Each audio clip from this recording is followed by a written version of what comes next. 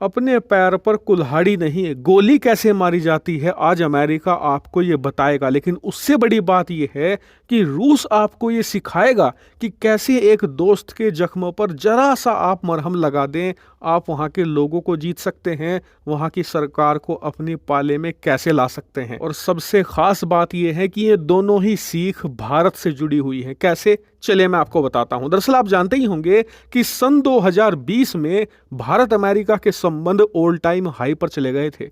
दोनों के संबंध इतने मजबूत हो गए थे कि रूस उस समय चिढ़कर पाकिस्तान के क्लोज जाने लगा था। यहां तक कि आप जानकर हैरान होंगे कि उस समय 20 साल के बाद किसी रूस के विदेश मंत्री ने पाकिस्तान की यात्रा करी थी। ना सिर्फ यात्रा करी थी, बल्कि रूस के विदेश मंत्री सरगेई लावरोव ने यह भी कहा था कि हम पाकिस्तानी सेना के साथ मिलिट्री इंगेजमेंट बढ़ाएंगे। यहां तक कि आगे ये भी कह दिया कि अब रूस पूरी तरीके से तैयार है पाकिस्तान को एडवांस मिलिट्री हथियार बेचने के लिए। और उस समय ऐसा लग रहा था कि एक गठबंधन तैयार हो चुका है चीन के खिलाफ, जिसमें अमेरिका भारत एकजुट हैं, वहीं दूसरी तरफ चीन और रूस का गठबंधन है जिसमें पाकिस्तान उनका साथ देगा। लेकिन आज 4 सालों के बाद देखिए कितनी डिप्लोमेसी बदल चुकी है।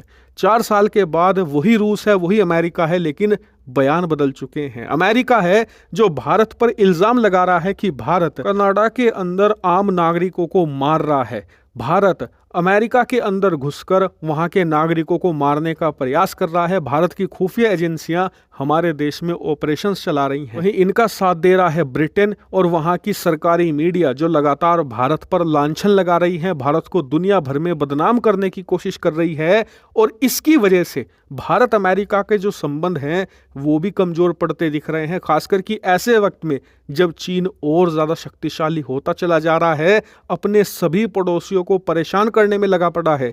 यानी कि ऐसे वक्त में जब भारत अमेरिका के संबंध सबसे मजबूत होने चाहिए थे, अमेरिका इन संबंधों को तोड़ता जा रहा है। लेकिन इसी बीच रूस ने नहले पर दहला दे मारा है। कैसे? दरअसल रूस के विदेश मंत्रालय ने आज बयान ये दे डाला है कि अमेरिका भारत पर जो लांछन लगा रहा है वो बेबुनियाद है और अमेरिका भारत पर इस प्रकार के इल्जाम लगाने से पहले सबसे पहले अपनी गिरेबान में झांके। इतना ही नहीं, रूस ने तो आगे ये भी जोड़ दिया कि आप भारत का इतिहास उठाकर देखें, भारत ने कभी भी किसी देश पर पहला वार नहीं किया। भारत ने वार तभी किया जब उस पर हमला करने की कोशिश की गई। और यकीन मानिए इसने भारत सरकार को और क्लोज लाकर रख दिया है रूस के, और अमेरिका से और दूर ले आया है। क्योंकि यह बात 100% सही भी है। अगर भारत कनाडा के अंदर, अमेरिका के अंदर किसी व्यक्ति को मार रहा है, इसका मतलब उसने भारत के साथ कुछ गलत किया होगा, और गलत किया है तो फिर कनाडा जैसे देश जो कि अमेरिका के क्लोजेस्ट एलाई हैं,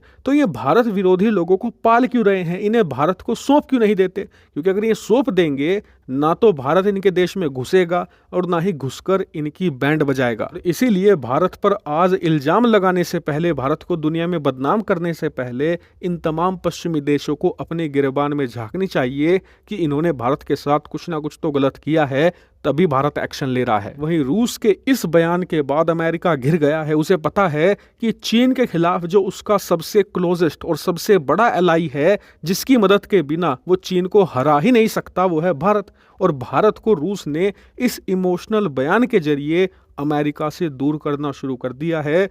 अब अमेरिका को कुछ ना कुछ ऐसा बड़ा करना होगा जिससे कि भारत फिर से अमेरिका के क्लोज आए, वरना अमेरिका इसके लिए बहुत ज्यादा पछताने वाला है। खासकर कि भविष्य में इससे अमेरिका को बहुत नुकसान होगा।